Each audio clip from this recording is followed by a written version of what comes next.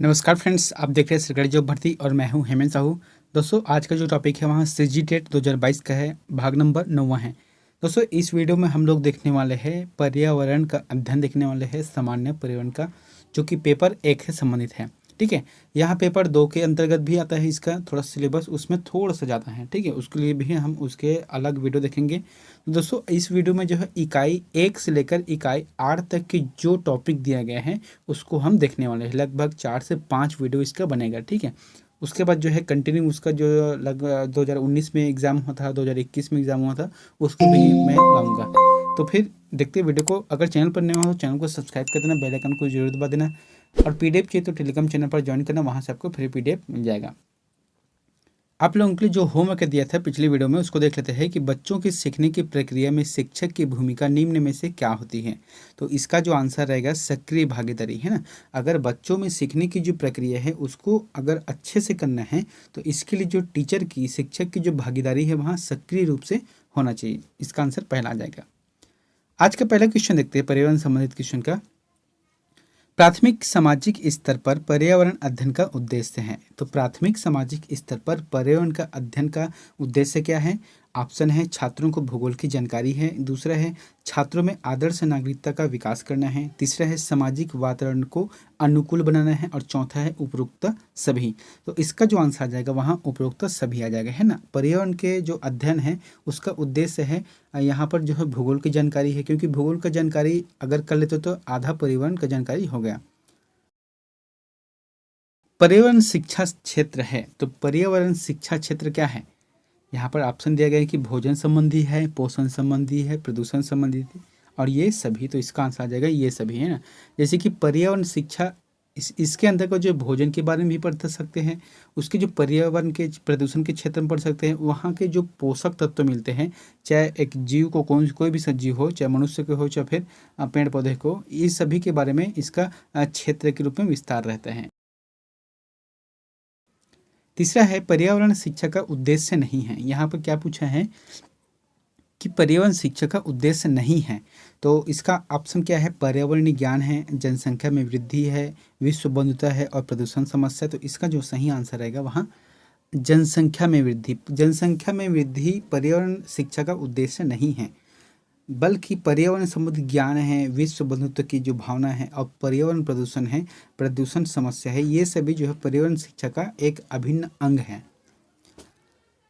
यहाँ पर चौथा प्रश्न देखते हैं कि पर्यावरण अध्ययन है, तो एक पर्यावरण का अध्ययन क्या है? ऑप्शन दिए गए हैं कि प्राकृतिक और मानव निर्मित पर्यावरण और इन दोनों के मध्य होने वाली अंतर क्रियाओं का अध्ययन है। दूसरा है कि केवल जीव जगत पर प्राकृतिक पर पड़ने वाला प्रभाव है। तीसरा है केवल वनस्पति जगत पर प्राकृतिक पर पड़ने वाला प्रभाव है, और चौथा है प्राकृतिक महामारियों का अध्ययन है। तो जो इसका सही आंसर होगा वहाँ पहला आ जाएगा, है ना। जो पर्यावरण का अध्ययन क्या है, इसमें जो है प्राकृतिक और मानव निर्मित जो वातावरण है, जो पर्यावरण है, इन दोनों के मध्य होने वाली जो अंतर क्रियाओं का अध्ययन ही पर्यावरण है। पांचवा प्रश्न है पर्यावरण शिक्षा से क्या लाभ है? तो पर्यावरण से शिक्षा करके क्या लाभ मिलते हैं आदमी को? तो यहाँ पर दिया गया ऑप्शन कि पर्यावरण के महत्व का ज्ञान होता है, दूसरा है कि पर्यावरण प्रदूषण के कारणों की जानकारी मिलती है, तीसरा है कि पर्यावरण के प्रभाव बचने के उपाय ज्ञात होते हैं, या फिर उपरोक्त सभी। तो इसका जो आंसर आ जाएगा वहाँ फोर्थ नंबर सही रहेगा। दोस्तों, आप लोगों को जो है अपने खुद से एक बार टॉपिक को याद करना होगा। ठीक है, वीडियो को पॉज कर लेना और अपने हिसाब से एक बार वीडियो को यानी कि क्वेश्चन को इसका आंसर बता के जरूर देखना, है ना। छठा प्रश्न है कि पर्यावरण शिक्षा का मुख्य उद्देश्य क्या है? पर्यावरण शिक्षा का मुख्य उद्देश्य क्या है? ऑप्शन दिया गया है कि औद्योगिकरण की प्रक्रिया को मंद करना है, दूसरा है शुद्ध पेयजल की आपूर्ति है, तीसरा है खाद्य पदार्थों के अध्ययन पर जोर है, और चौथा है प्राकृतिक संसाधनों को नष्ट होने से बचाना है। तो इसका जो आंसर आ जाएगा फोर्थ नंबर आ जाएगा, है ना। जो पर्यावरण शिक्षा का मुख्य उद्देश्य क्या है कि जो प्राकृतिक संसाधनों का जो तीव्र गति से दोहन हो रहा है, जो नष्ट हो रहा है, उसको जो है बचाना, ये पर्यावरण शिक्षा का मुख्य उद्देश्य है।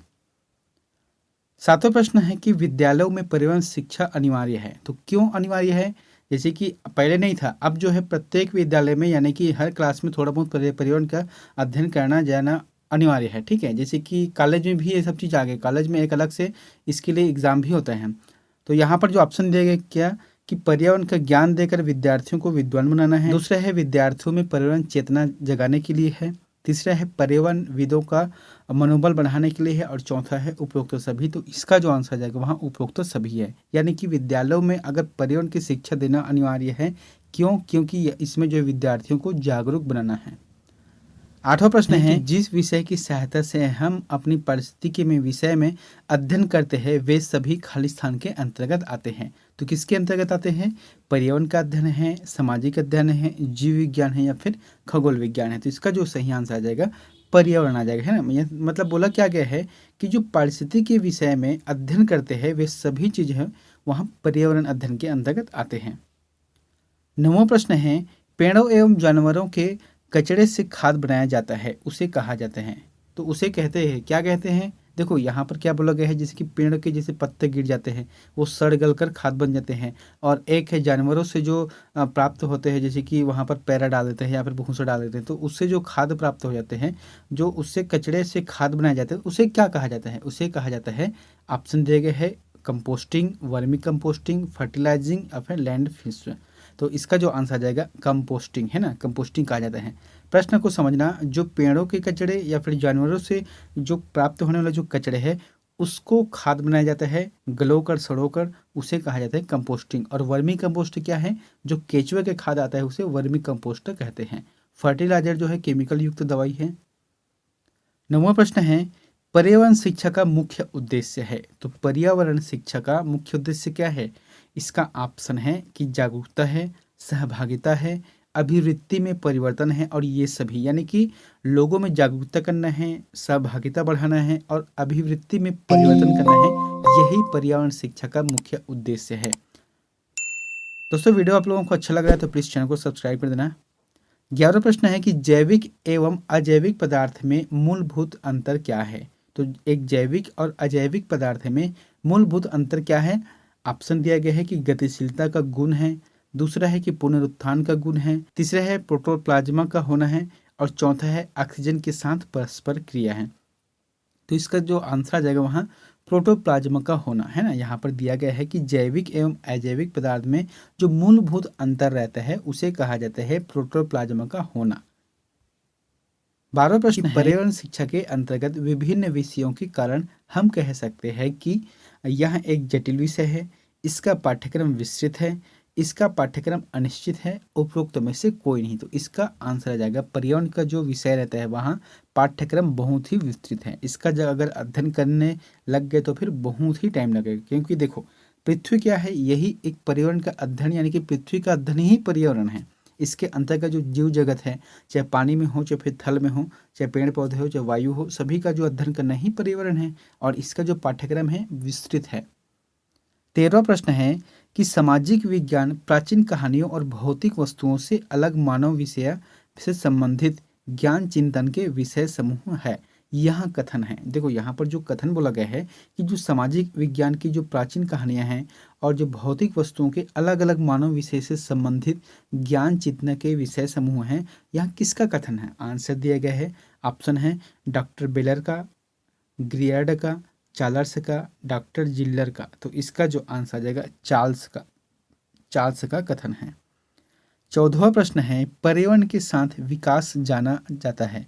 तो पर्यावरण के साथ जो है विकास को जाना जाता है किस लिए? कि नियोजित विकास के रूप में, वैज्ञानिक विकास के रूप में, सामाजिक विकास के रूप में, और पारिस्थितिकी मित्र के रूप में। तो इसका जो आंसर आ जाएगा नियोजित विकास के रूप में जाना जाता है। 15वां प्रश्न है प्रयोगशाला विधि द्वारा छात्रों के अध्ययन को किया जाता है। तो प्रयोगशाला की जो विधि है उसके द्वारा जो छात्रों के अध्ययन है उसे क्या किया जाता है? यहाँ पर ऑप्शन दिया गया है कि निर्देशित किया जाता है, निर्देशित एवं पथ प्रदर्शित किया जाता है, पथ प्रदर्शित किया जाता है, इनमें से कोई नहीं। तो इसका जो आंसर आ जाएगा वहाँ पथ प्रदर्शित किया जाता है। सिर्फ पथ प्रदर्शित किया जाता है किसके माध्यम से? प्रयोगशाला की विधि से। प्रयोगशाला विधि में पथ प्रदर्शन करते हैं, उसके बाद जो विद्यार्थी रहते हैं, छात्र रहते हैं, वो खुद से करते हैं और सीखते हैं। 16 प्रश्न है प्राकृतिक संरक्षण से संबंधित कार्य है। तो प्राकृतिक संरक्षण यानी कि प्रकृति को संरक्षण करना है, तो इससे संबंधित कार्य कौन कौन से हैं? जैसे कि वृक्षारोपण है, पेड़ पौधों की सुरक्षा है, जलाशयों की सफाई है। तो ये सभी, तो इसका आंसर आ जाएगा सही आ जाएगा, है ना। ये सभी का संरक्षण अगर करते हैं तो फिर यही प्राकृतिक संरक्षण का उदाहरण बैठता है, संबंधित कार्य बढ़ता है। 17वां प्रश्न है कि पर्यावरण शिक्षा की समस्याओं को दूर करने के लिए आप क्या तरीका अपनाएंगे। क्या बोल रहा है कि पर्यावरण के शिक्षण की जो समस्याओं को दूर करने के लिए आप क्या तरीका अपनाएंगे। ऑप्शन दिए गए हैं कि विषय को पाठ्यक्रम से हटा देंगे, विषय के शिक्षण के लिए अतिरिक्त समय देंगे, तीसरा है कि छात्रों में विषय के प्रति सकारात्मक दृष्टिकोण विकसित करेंगे, और उपरोक्त में से कोई नहीं। तो इसका जो आंसर आ जाएगा वहाँ छात्रों में विषय के प्रति सकारात्मक दृष्टिकोण विकसित करना पर्यावरण शिक्षा का मुख्य उद्देश्य है। और ये जो है दूर करने के लिए, इस समस्या को दूर करने के लिए ये तरीका है अपनाने का, है ना। बच्चों के जो मन में पर्यावरण के प्रति जो सकारात्मक दृष्टिकोण है उसको बढ़ाना है। 18वां प्रश्न है, पर्यावरण शिक्षा को सुगम बनाने के लिए निम्न में से किस क्रियाकलाप को आप अधिक महत्व देंगे। तो पर्यावरण शिक्षा को सुगम बनाने के लिए आप किस क्रियाकलाप को अधिक महत्व देंगे। ऑप्शन दिया गया है कि पाठ्य योजना को, दूसरा है शैक्षणिक भ्रमण को, तीसरा है गृह कार्य को, चौथा है कला शिक्षण को। तो इसका आंसर क्या आ जाएगा, इसका आंसर आ जाएगा शिक्षण भ्रमण, है ना। देखिए कि शैक्षणिक भ्रमण को, देखो यहाँ पर अगर पर्यावरण के बारे में किसी को शिक्षा देना है या फिर उसके बारे में जानकारी प्राप्त करें तो सबसे बेहतर है शैक्षणिक भ्रमण। जहाँ पर जैसे कि प्राकृतिक स्थल है वहाँ पर जाओ, शैक्षणिक भ्रमण करने के लिए बहुत अच्छा लगता है। जैसे कि छत्तीसगढ़ में जो बस्तर क्षेत्र है उधर जाओगे प्राकृतिक पर्यावरण का, तो फिर वहाँ से नजर आने लगता है आपको पर्यावरण। 19वां प्रश्न है कि विद्यालय में आयोजित की जाने वाली विभिन्न पाठ्य सहभागी क्रियाओं के बारे में आपकी राय है। तो जो विद्यालय में आयोजित की जाती है विभिन्न पाठ्यक्रम सहभागी क्रियाओं में, इसके बारे में आपके राय को बताना है। ऑप्शन दिया गया कि ये सभी शिक्षा के आवश्यक अंग है, दूसरा है इनसे पठन पाठन में बाधा पड़ती है, तीसरा है इनसे छात्र एवं अध्यापकों का मनोरंजन होता है, और चौथा है इनमें बच्चों में सामित्रिक गुणों एवं सहभागिता का विकास होता है। तो इसका जो आंसर आ जाएगा वहाँ फोर्थ रहेगा, है ना। जैसे कि क्या बोला गया है कि पाठ्य सहगामी क्रियाओं में के बारे में आपकी राय क्या है, कि इनमें बच्चों में सामित्रिक गुणों एवं सहभागिता का विकास होता है। 20वां प्रश्न है, उन भारतीय उत्पादों को दिया जाता है जो जो रहता है, ठीक है। एक रहते हैं ISI मार्क रहते हैं, ठीक है, एक रहते हैं इको मार्क रहते हैं। तो वह जो है भारतीय पर्यावरण उत्पाद को दिया जाता है, मतलब भारतीय उत्पादों को दिया जाता है। कैसे टाइप के दिया जाता है, तो किनको दिया जाता है। पहला है कि पर्यावरण के प्रतिकूल है, दूसरा है प्रोटीन समृद्ध है, तीसरा है पर्यावरण के लिए अनुकूल है, और चौथा है आर्थिक रूप से व्यवहार्य है। तो इसका जो आंसर आ जाएगा पर्यावरण के प्रति अनुकूल होना चाहिए। जो वातावरण है वह पर्यावरण के प्रति अनुकूल होना चाहिए। उन्हीं लोगों के जो उत्पाद है उसके पैकेट में यह चिन्ह रहते हैं, यानी कि इको मार्क रहता है, और ये ग्रीन कलर में रहता है। 21वां प्रश्न है कि निम्न में से किस रूप में किसी व्यक्ति की मनोदशा पर पारिवारिक वातावरण का प्रभाव पड़ता है। तो कौन से स्थिति में व्यक्ति की मनोदशा पर पारिवारिक वातावरण का प्रभाव पड़ता है। ऑप्शन दिया गया है कि मानसिक विकास है, दूसरा है कि शारीरिक विकास है, तीसरा है चारित्रिक विकास है, और ये सभी। तो इसका जो आंसर आ जाएगा ये सभी, है ना।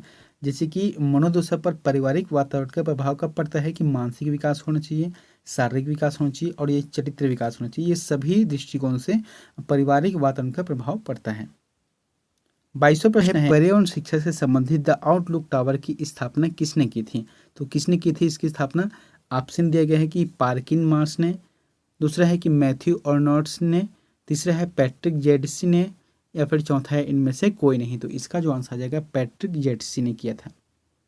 23वां प्रश्न है, पर्यावरण शिक्षा सहायक होती है। तो पर्यावरण जो शिक्षा है वहाँ सहायक होती है, किसकी सहायक होती है। ऑप्शन दिया गया है पौधे और प्राणियों के मध्य संतुलन में, दूसरा है कि वायु और स्थल के मध्य संतुलन में, तीसरा है जल और वायु के मध्य संतुलन में, और चौथा है जैविक एवं अजैविक कारकों के मध्य संतुलन में। तो इसका जो आंसर आ जाएगा फोर्थ नंबर रहेगा, है ना। यानी कि पर्यावरण की शिक्षा सहायक होती है किसमें, जैविक एवं अजैविक कारणों के मध्य संतुलन में।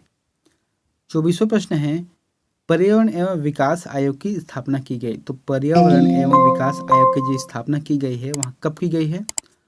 यहाँ पर दिए गए हैं 1980, 1983, 1984 और 1986। तो इसका जो सही आंसर आ जाएगा 1983 है। दोस्तों इसके बारे में जो है अलग अलग बुक में दिया गया है। जैसे कि एक बुक में दिया गया था कि 1984 में इसका जो है आयोग की स्थापना किया गया था, लेकिन जहाँ तक मैंने जो इंटरनेट में देखा है उसमें जो है 1983 को लिया गया है। तो यहाँ पर मैंने अतिरिक्त जानकारी भी लिख दिया है कि ब्रंटलैंड आयोग, जिसका पूरा नाम है पर्यावरण एवं विकास पर संयुक्त राष्ट्र विश्व आयोग है ना। अभी जो इसका वर्तमान नाम क्या है कि पर्यावरण एवं विकास पर संयुक्त राष्ट्र विश्व आयोग है, जो कि 1983 में इसका गठन किया गया था। 25वां प्रश्न है कि पर्यावरण अध्ययन की पाठ्य पुस्तकों में कविताओं और कहानियों को शामिल करने का निम्नलिखित में से कौन सा उद्देश्य नहीं है। तो कौन सा नहीं उद्देश्य नहीं है? ऑप्शन दिए गए शिक्षार्थियों में कल्पनाशीलता और सृजनात्मक योग्यता को बढ़ावा देना है। दूसरा है विषय में रुचि का विकास करना है। तीसरा है नित्य और एक रस विषय वस्तु में बदलाव करना है। चौथा है शिक्षार्थियों को आनंद और मजा उपलब्ध कराना है। तो इसका जो आंसर क्या बोला गया है यहाँ पर कि उद्देश्य नहीं है, तो इसका जो सही आंसर जाएगा वहाँ थर्ड है ना। नित्य और एक रस विषय वस्तु में बदलाव करना, ये जो गलत बात है नहीं होना चाहिए। और बाकी जो 3 है यानी कि काल्पनिकशीलता और सृजनात्मक योग्यता को बढ़ावा है और विषय में रुचि होना चाहिए। और चौथा क्या है कि शिक्षार्थियों को आनंद और मजा आना चाहिए, यानी कि कोई भी काम हो उसमें आनंद और मजे के साथ करोगे तो फिर अच्छा रहता है। यहाँ पर यही कहा गया है। 26वां प्रश्न पर्यावरण अपकर्ष से अभिप्राय है। तो पर्यावरण अपकर्ष से क्या अभिप्राय है? ऑप्शन दिए गए कि पर्यावरणीय गुणों का पूर्ण रूप से निम्नीकरण है। दूसरा है कि मानवीय क्रियाकलापों से विपरीत परिवर्तन लाना है। तीसरा है कि पारिस्थितिकी विभिन्नता के परिणाम स्वरूप पारिस्थितिकी असंतुलन है। और चौथा है उपरोक्त में से सभी। तो इसका जो आंसर आ जाएगा उपरोक्त सभी आ जाएगा। 27वां प्रश्न है कि प्रकाश रासायनिक धूम्र कोहरे में कौन सी गैस आंखों और म्यूकस झिल्ली सूजन के लिए मुख्य प्रदूषण का काम करती है? तो यहाँ पर क्या पूछा गया है कि जो प्रकाश रासायनिक धूम्र कोहरे से जो आंखों को नुकसान होती है, जो उसके म्यूकस झिल्ली है जो कि सूजन आ जाते हैं, इसके लिए मुख्य प्रदूषक का काम कौन से करते हैं? ओजोन परत है, नाइट्रेट ऑक्साइड है, सल्फर डाइऑक्साइड है या फिर कार्बन डाइऑक्साइड है। इसका जो आंसर आ जाएगा ओजोन है। ठीक है, ओजोन परत का जो धीरे धीरे छिद्र होना ये सब का कारण है। 28वां प्रश्न है पर्यावरण के संबंध में कौन सा कथन सत्य है? तो कौन सा कथन सत्य है पर्यावरण के संबंध में? ऑप्शन दिया गया कि जीवों के चारों ओर की वस्तुएं पर्यावरण बनाती है। दूसरा है जैविक एवं अजैव घटक पर्यावरण के मुख्य भाग है। तीसरा है पर्यावरण में ऊर्जा का अक्षय भंडार है। और चौथा है पर्यावरण अपरिवर्तित रहता है। तो इसका जो आंसर आ जाएगा वहाँ सेकंड है ना। जैविक एवं अजैव घटक पर्यावरण के मुख्य भाग है। 29वां प्रश्न क्या है कि सबसे स्थायी पारिस्थितिकी तंत्र। तो सबसे स्थायी पारिस्थितिकी तंत्र कौन सी है? यहाँ पर ऑप्शन दिया गया है कि वन है, घास के मैदान है, रेगिस्तान है और समुद्र है। तो जिसका आंसर जाएगा बहुत ही महत्वपूर्ण है, ये समुद्र है। देखो जीव का जो निर्माण है, जीव का जो विकास है वहाँ जल से ही माना गया है। विज्ञान के दृष्टिकोण में देखा जाए तो फिर जल से ही माना गया है। ठीक है, और सबसे ज़्यादा अगर खाद्य श्रृंखला की बात करते हैं या फिर पारिस्थितिकी तंत्र की बात करते हैं तो समुद्र रहता है, जो कि जल है ना। समुद्र के जल में इतना असंख्य जीव है कि धरातल पर चलने वाले की जो से लाखों गुना ज़्यादा है। कहा जाता है कि यहाँ पर जो खासकर से जो जितने गहराई में जाओगे तो उसके हिसाब से अलग अलग जीव विद्यमान है, वहाँ पर चल रहे हैं, वहाँ पर घूम रहे हैं। 30वां प्रश्न क्या है? किसी क्षेत्र की जलवायु का निम्नलिखित में से कौन सा एक महत्वपूर्ण कारक नहीं है? किसी क्षेत्र की जलवायु का निम्नलिखित में से कौन सा एक महत्वपूर्ण कारक नहीं है? ऑप्शन दिया गया है कि अक्षांश, देशांतर, तुगंता और समुद्र से दूरी। इसका जो आंसर जाएगा देशांतर है ना। देशांतर जो है महत्वपूर्ण कारक नहीं है। अब देखो पृथ्वी जैसे कि एक गोल है पृथ्वी है ना, जो कि थोड़ा सा झुका हुआ है। तो अक्षांश क्या रहते हैं? जो कि आड़ा रहता है। देशांतर जो खड़ा रहते हैं। अब देखो जब पृथ्वी इधर से ऐसे घूमती है ना, तो उसमें क्या रहता है? देशांतर में क्या फर्क पड़ता है? कोई फर्क नहीं पड़ता। लेकिन अक्षांश में फर्क पड़ता है, क्योंकि यही जो है दिन और रात होता है। और दिन और रात होने से जो है और साथ ही जो घूर्णन क्रिया करता है सूर्य का, तब जाके इसके वायुमंडल में परिवर्तन होता है, जलवायु में परिवर्तन होता है। तो इसलिए जो है देशांतर का कोई रोल नहीं होता, बल्कि अक्षांश, तुगंता और समुद्र से दूरी प्रभाव पड़ता है जलवायु के लिए। जैसे कि एक देश रहता है जैसे कि भारत देश है ना, तो समुद्र के नज़दीक है, लेकिन छत्तीसगढ़ जो है समुद्र से दूर है, तो इसके जो जलवायु है अलग प्रभाव रहता है। दोस्तों 31वां क्वेश्चन आप लोगों के लिए होमवर्क है, तो इसका आंसर प्लीज कमेंट बॉक्स पर जाकर जरूर बताएं। आप लोगों के लिए प्रश्न है कि भारत का प्रथम पशु क्रूरता निवारण अधिनियम कब पारित किया गया? क्या बोला गया है कि भारत का जो प्रथम पशु क्रूरता निवारण अधिनियम कब पारित किया गया है? तो ऑप्शन दिया गया है 1927 में, 1954 में, 1962 में, 1960 में। तो जो आंसर आपको पता है प्लीज़ कमेंट बॉक्स में जाकर जरूर बताएं। दोस्तों वीडियो कैसा लगा ये भी हमें कमेंट करके जरूर बताएं। और यहाँ जो पर्यावरण अध्ययन है इससे 30 अंकों का प्रश्न पूछा जाएगा। तो फिर वीडियो पर बने रहे, मिलते हैं नेक्स्ट वीडियो पर नई जानकारी के साथ। Thank you.